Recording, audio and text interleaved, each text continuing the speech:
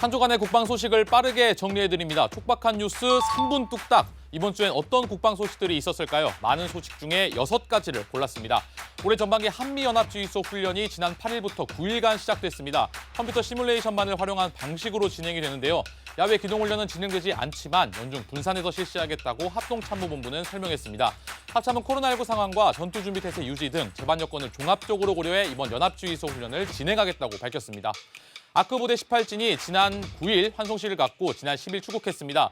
환송식에서 코로나19로 가족과 지인들의 축하는 빠졌지만 국방뉴스 SNS 채널을 통해 생중계되기도 했는데요. 모두 135명의 장병들, 저도 취재하면서 훈련 현장을 직접 보기도 했습니다. 준비하는 동안 정말 고생 많으셨고 모두들 8개월간의 파병간 다치지 말고 안전하게 귀국하시길 바라겠습니다. 국방부가 코로나19 방역수칙과 부대관리 지침 준수를 강화하라는 공문을 전군에 하달했습니다.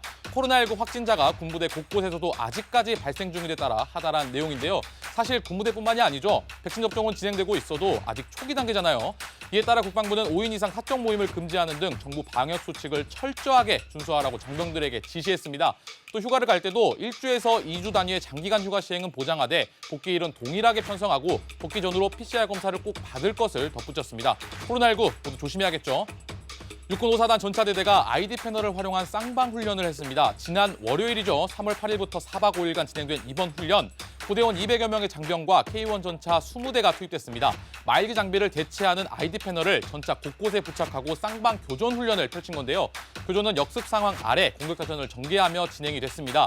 장병들은 상황 조치와 전투 수행 능력, 팀워크와 전장 리더십을 높일 수 있는 실전적인 훈련을 이어갔습니다. 해병 2사단이 한국형 상륙돌격 장갑차 조종면허 자격인증 평가를 진행했습니다. 조종면허 자격인증 평가는 궤도 장비 조종수에 대한 조종 능력을 평가하고 면허증을 발급해 조종 자격을 인증해주는 제도입니다.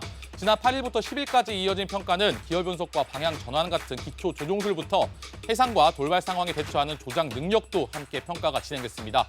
네, 여러분 마지막입니다. 공군 19전투비행단이 올해 첫 전투태세 훈련을 했습니다. 지난 2일부터 2박 3일간 진행된 이번 훈련. 훈련 첫째 날에는 기진의 테러 상황을 가정한 대테러 종합훈련과 사이버 위협 대응 훈련을 진행했습니다. 둘째 날에는 비상 소집 시작으로 항공기 사고 구조 훈련과 기지 공격 대응 훈련, 마지막 날에는 비상 전력 공급과 항공기 긴급 제독 훈련을 했습니다. 지금까지 촉박한 뉴스 3분 뚝딱이었습니다. 임시 뚝딱맨 끝! 생각보다 힘드네 이거. 필승! 다음 주부터 한 주간의 국방 소식을 3분 만에 한글에 뚝딱할 뚝딱맨 정병입니다.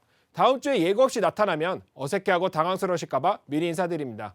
앞으로 국방 소식을 흥미롭게 그리고 빠르게 전해드리는 데 최선을 다하겠습니다. 많은 시청 부탁드립니다. 국방홍보원 전입 전에는 공군 비행단에서 항공교통 관제사 임무를 수행했습니다. 갑자기요? 네. Air Force One, wind 2705, clear to land.